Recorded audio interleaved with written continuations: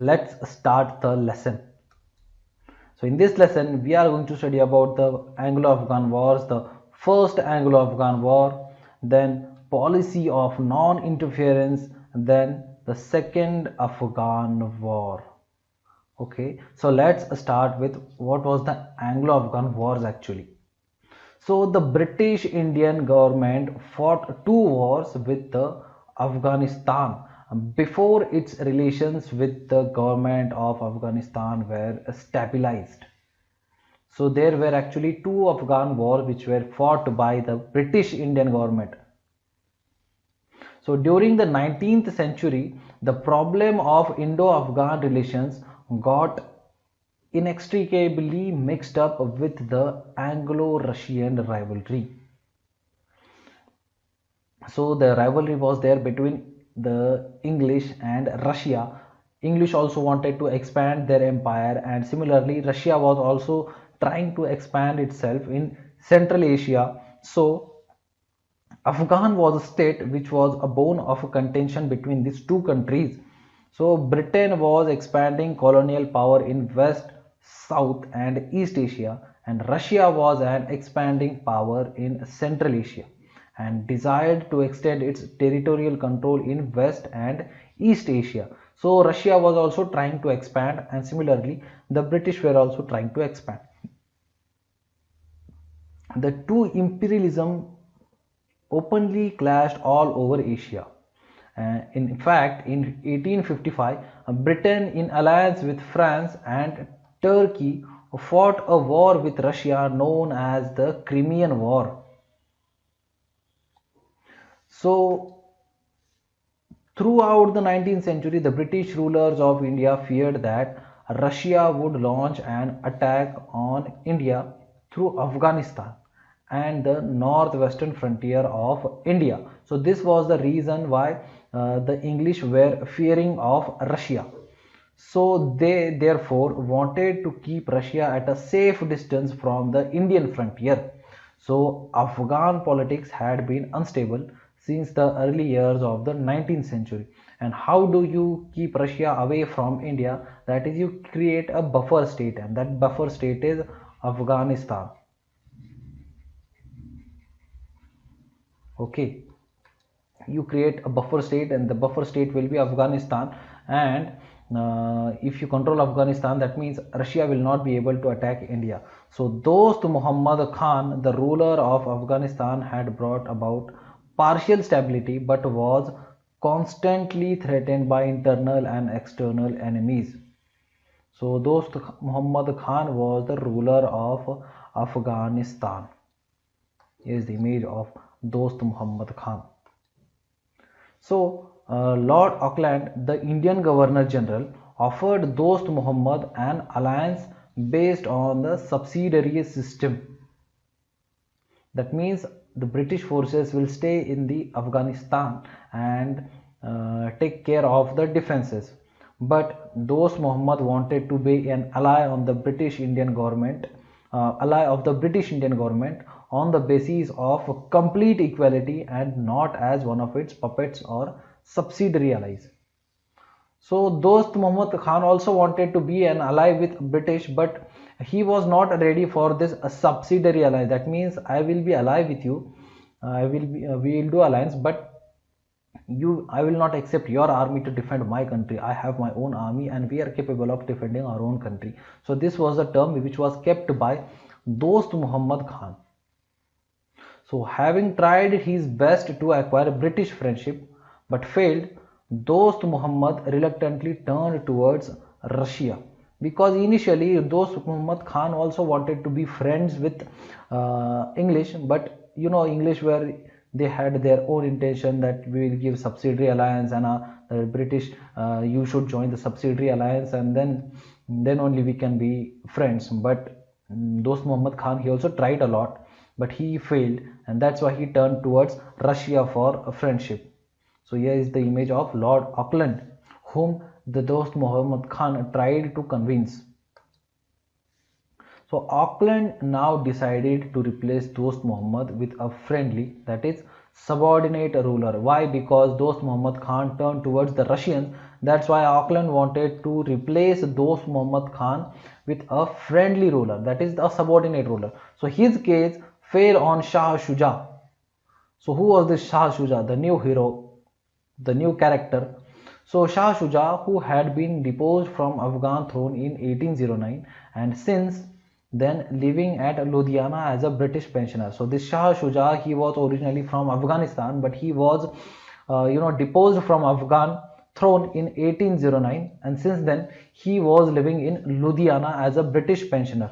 So on 26 June 1838, the Indian government, Maharaja Ranjit Singh, Indian government means the British Indian government. Okay, the British Indian government, Maharaja Ranjit Singh and Shah Shuja, these three of them, this made a signed a treaty at Lahore, that these three allies, okay, they signed a treaty, and by this the first two promised to help Shah Shuja, that means the Indian government and Maharaja Ranjit Singh. They promised to help Shah Shuja capture power in Afghanistan, and in return Shah Shuja promised not to enter into negotiations with any foreign state without the consent of the British and the Punjab governments. So this was the Treaty of Lahore, which was signed between the British Indian government, Maharaja Ranjit Singh and Shah Shuja.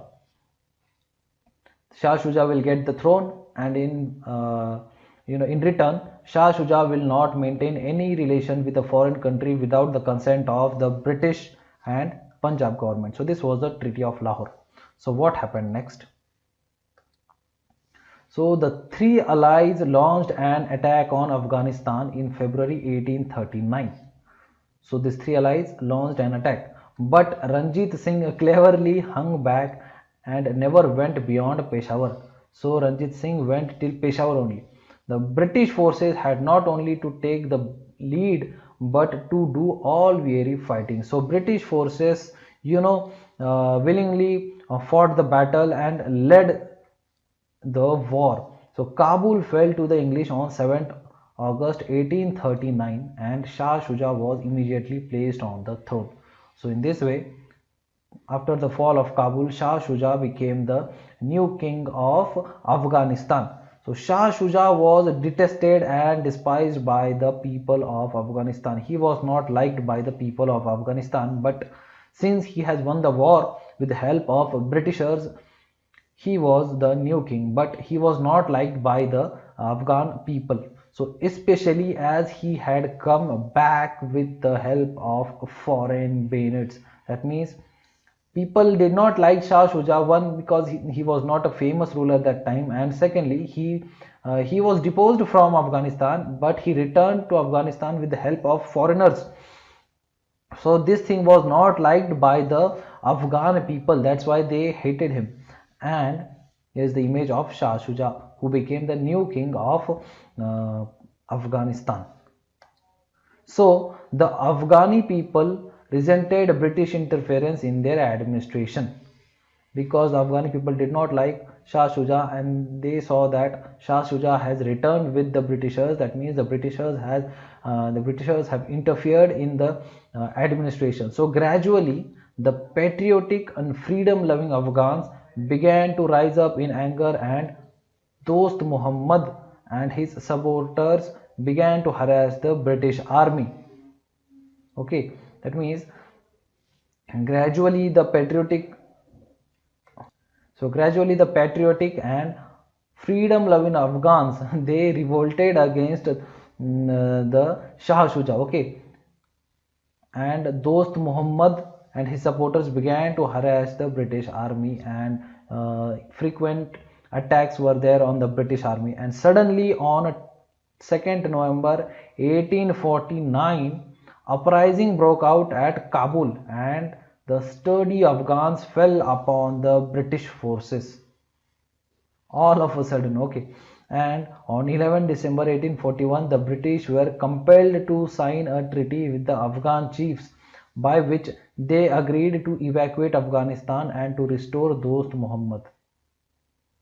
So on 2nd November, when the uprising broke out, a lot of Afghan tribes, they attacked the British forces, and they fight like guerrillas, and the British forces were unable to cope up with this battle, and they finally lost it because Afghan, they were freedom loving people, and they did not like the interference of the British power in their internal administration. So on 11 December 1849, the British accepted their defeat, and they agreed to evacuate from Afghanistan and restore Dost Muhammad, the earlier king, as the new king of Afghanistan. That is, Dost Muhammad became the new king, who was actually the king previously, but later on he was replaced by Shuja Muhammad, Shah Shuja. Sorry, not Shuja Muhammad, Shah Shuja. Sorry for the mistake. So in this way, the British forces, here you can see the image, the retreating British forces, the British retreated from Afghanistan. So a new policy was adopted, and the policy was a policy of non-interference, because now by this time Britishers came to know that we should not interfere into the internal administration of the Afghanis. So a new period of Anglo-Afghan friendship was inaugurated in 1855 with the signing of a treaty of friendship between Dost Muhammad and Government of India, that is British Government of India. So the two governments promised to maintain friendly and peaceful relation, to respect each other's territories, and to abstain from interfering in each other's internal affairs. So this treaty was signed. The policy of non-interference was adopted by both parties. So Dost Muhammad also agreed that he would be the friend of the friends of East India Company and the enemy of its enemies. So this was the actual policy which was adopted by Dost Muhammad, the ruler of Afghanistan. Okay, and he remained loyal to his treaty during the revolt of 1857 and refused to give help to the rebels. So this policy of interference, neither the British will interfere into the Afghanistan nor the Afghan will interfere into the internal administration of the British. So this policy of non-interference was adopted. And the second Afghan war. So the policy of non-interference did not, however, last very long, and from 1870 onwards there was a resurgence of imperialism all over the world. So the Anglo-Russian rivalry was also intensified.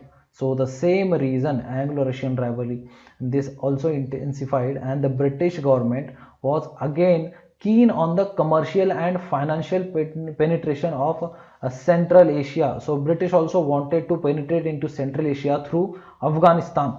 So Sher Ali, the Afghan ruler or Amir, was fully conscious of the Russian danger to his independence, and he was therefore quite willing to cooperate with the British in eliminating any threat from the north. So the Sher Ali was that time the ruler of Afghanistan, and he knew the danger to his independence from the Russians. So that's why he was ready to cooperate with the British, to eliminate any danger or any threat which is coming from the north. So he wanted to ally with the Britishers. So Sher Ali offered the government of India, that is the British government of India, a defensive and offensive alliance against Russia. So he wanted to ally with the Britishers for a defensive and offensive alliance against Russia, and asked it for promise of extensive military aid in case of need against internal or foreign enemies. So Sher Ali offered alliance to the British government, and they said that I am willing to enter into an alliance, that is a defensive or offensive alliance and against Russia, and you should help me during my case of emergency, that is the internal or foreign enemies, whoever attacks us, if there is any internal revolt also, or if any foreigner invades my country, you should be able to help me. So this was the Sher Ali's demand. So the Indian government refused to enter into any such reciprocal and unconditional commitment. So Britishers declined or denied this. So it demanded instead the unilateral right to keep a British mission at Kabul and to exercise control over Afghanistan's foreign relations.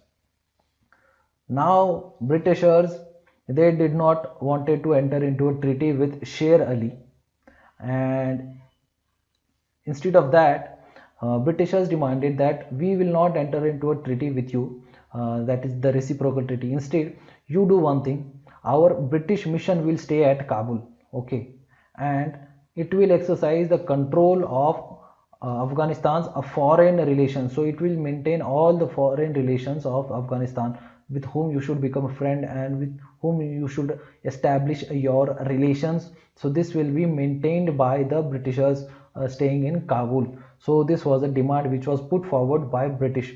But Sher Ali, when Sher Ali refused to comply, he was declared to be anti-British and pro-Russian, and in his sympathies. So actually this was, this was a biased, or this was not a proper thing which was done by the Britishers, because any ruler would not like to lose his sovereignty. That means if you are giving up your foreign relations to other nation, that means you are losing your sovereignty. So you are not you are no more a sovereign ruler. So Sher Ali also did not wanted to lose his sovereignty, and that's why he refused the demands of Britishers. And when he refused to comply, Britishers said that you are anti-British and you have the pro-Russian sympathies. So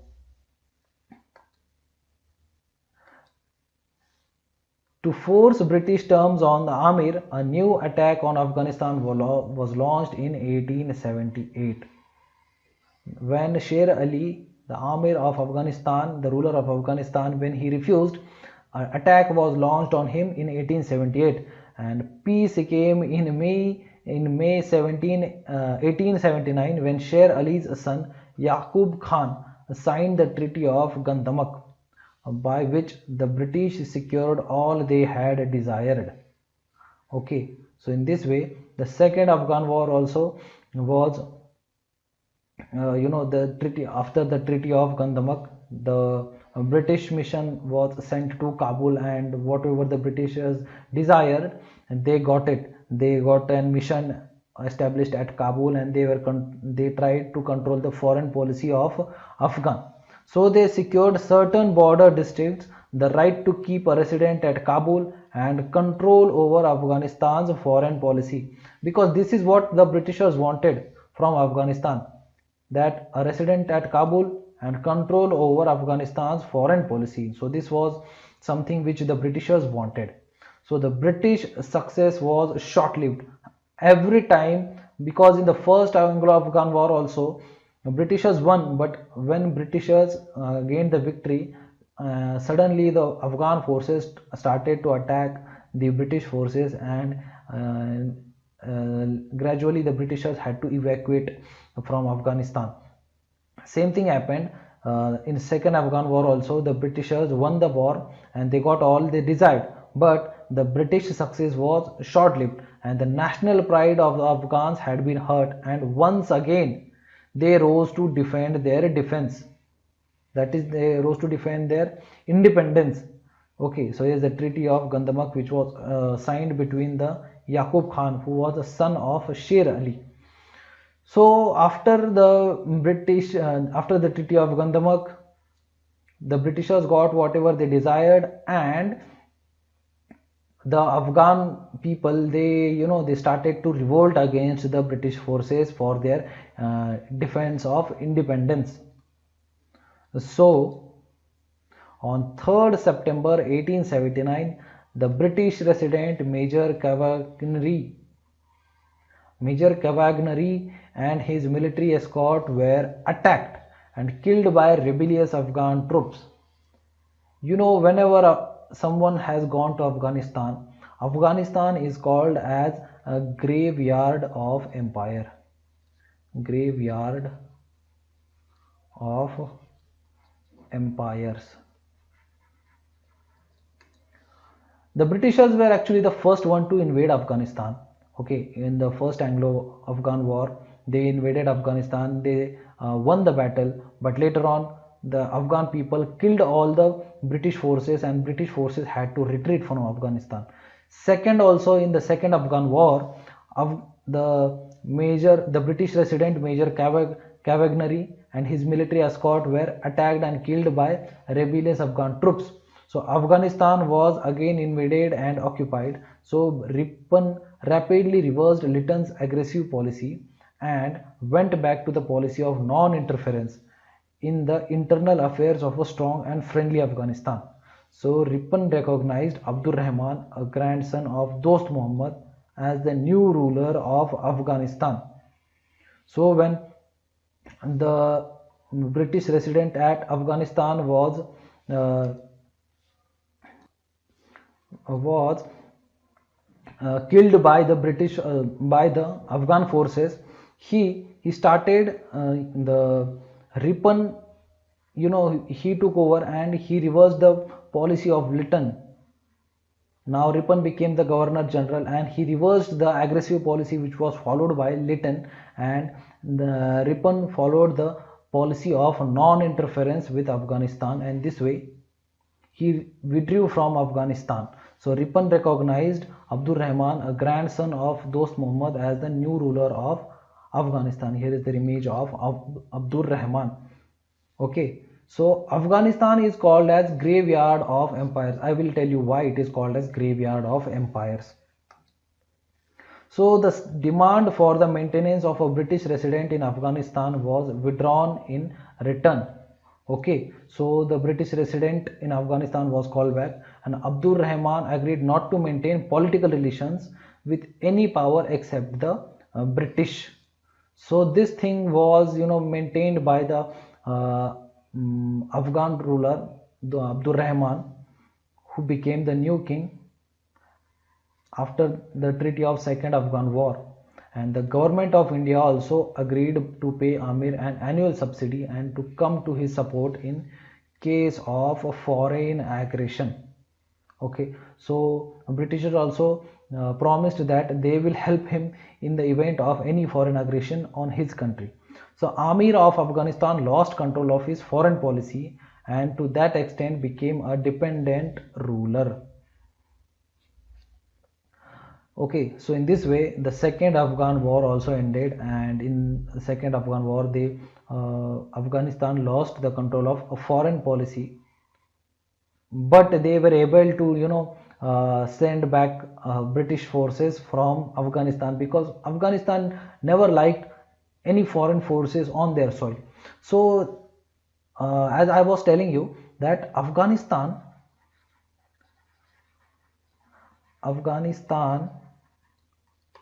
is called as graveyard of empire. Graveyard of empires. Why? Because the Britishers were the first one to invade Afghanistan. This is something general knowledge I am telling you. So first were the Britishers. We have seen the first Afghan war and the second Afghan war, and in how the Afghan forces killed the British forces and compelled them to leave Afghanistan. So first were the British, who lost Afghanistan. They were never Britishers never succeeded to keep Afghanistan with themselves. Whenever they tried to attack Afghanistan, they were able to succeed for a short period, but later on Afghan people rebelled and revolted against the the invading forces and attacked them. So first were the Britishers. Second, you see, when the Cold War was going on, then Russia attacked Afghanistan, and Russia also met the same same resistance from the Afghan, and Russia also had to retreat from Afghanistan. So Britishers also had to retreat from Afghanistan, Russia also had to retreat from Afghanistan, and now we see that America, okay, now we see that America is also retreating from Afghanistan without securing anything subsequent or anything considerable from Afghanistan. So British, Russia and America, these are the three main empires which tried to conquer Afghanistan, but they were never successful in conquering it and keep it with themselves. So whatever victory the empires have got, that was short lived, and they were never able to keep Afghanistan with themselves. So that's why Afghanistan is called as a graveyard of empires, because these three empires were buried in Afghanistan. Okay, so that's all about the Afghan wars. In our next lesson, we are going to study about the Burma War.